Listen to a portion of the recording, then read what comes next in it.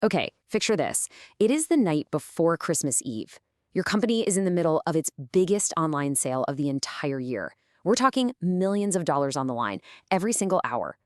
Everything is going perfectly, and then it's not. Today, we're jumping into a story about a crisis that hit at the absolute worst moment and the unlikely hero who stepped up when the entire digital world just went dark. Ah, yes, the famous last words. You just heard him, spoken by our hero, a DevOps engineer named Arjun. Now, if you don't know, a DevOps engineer is basically the person who makes sure the code developers write actually works for millions of real people. And his words, well, they perfectly set the stage for a story of insane pressure, brilliant thinking, and the kind of irony you just can't write. So let's set the scene. It's December 23rd, 7:45 p.m.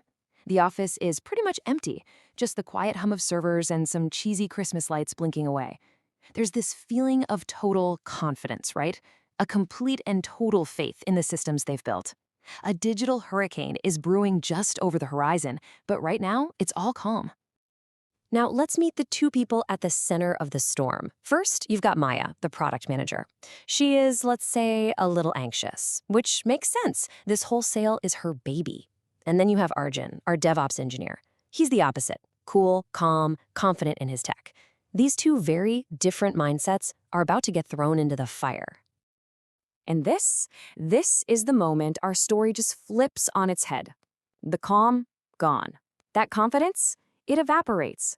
Because in the tech world, disaster doesn't politely knock. It kicks the door clean off its hinges.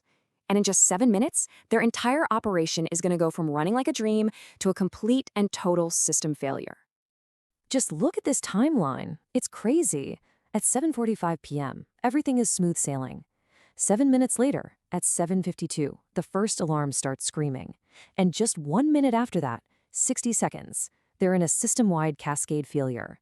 That's a fancy way of saying one thing broke, which caused another thing to break and another, until the whole system just collapses like a line of dominoes, terrifyingly fast. This is the first crack in the dam, and Maya sees it first. She hits refresh on their website, and the product images, the lifeblood of any online store, they're just gone. Blank spaces. Imagine thousands of last-minute Christmas shoppers hitting a totally broken storefront. And then it gets so much worse. This isn't just a visual glitch anymore. The checkout process is completely frozen. Nobody can buy anything. The river of money that was flowing into the company just got dammed, instantly. And here's the final nail in the coffin.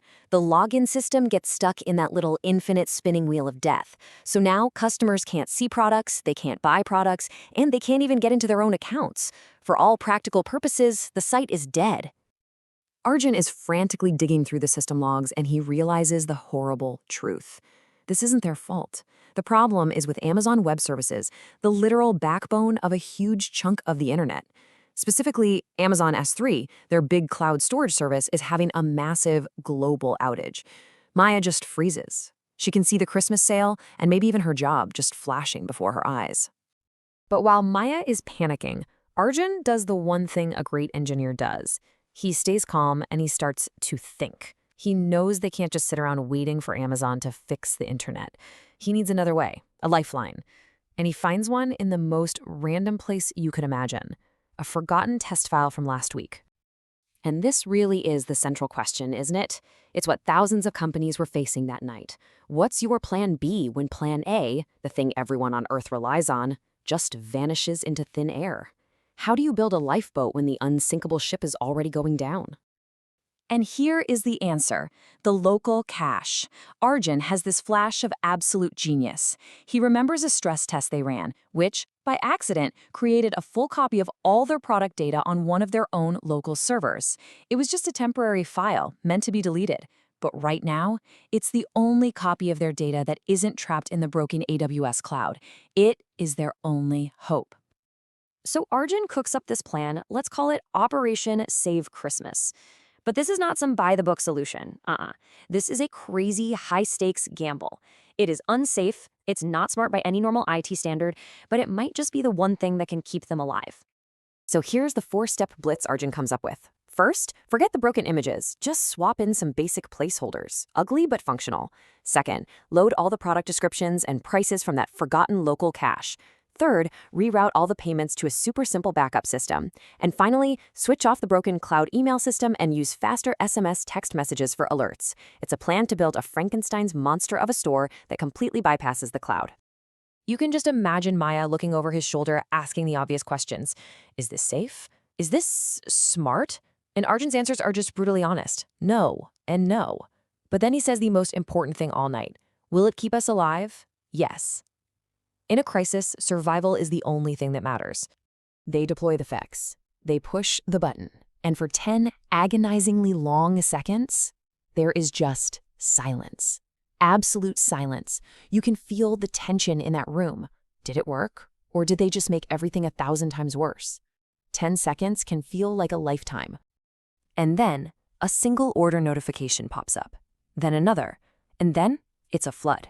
It worked. Their site is alive. And as they start looking around online, they realize something incredible. All of their competitors, who also use AWS, are completely offline. In a sea of internet darkness, their little store is the only beacon of light, and all the customers are flocking to it. They're not just surviving anymore, they are winning. By the next morning, the immediate danger is over. AWS, after several very long hours, has fixed its global problem. The internet is slowly coming back to normal. But for this one company, the world has completely changed. The CEO storms into the office, and he's not angry, he is in awe. He has just one question. While every single one of their rivals was dark and losing millions, who was the genius that kept their lights on? And in that moment, Maya just quietly points to a very tired-looking Arjun. The CEO looks at Arjun and says, "You saved our company." But Maya, who really gets the true impact of what happened, she corrects him. "No," she says, "you saved Christmas." So what's the big takeaway here? It's that stuff breaking, even massive stuff, is inevitable. Chaos is normal. The real enemy in these situations isn't the broken server, it's panic. The solution, just like Arjun showed us, is calm, fast thinking that looks for answers where no one else is looking. A hero isn't the person with the fanciest title, it's the person who stays steady when the storm hits. And this all leaves us with one final thought. We all have things in our work, in our lives, that we think are unbreakable, systems we totally rely on. Well, this story is proof that they will eventually break. So the real question to ask yourself is this. What's your local cache? What's your forgotten, weird, unconventional idea that could save you when it all goes wrong?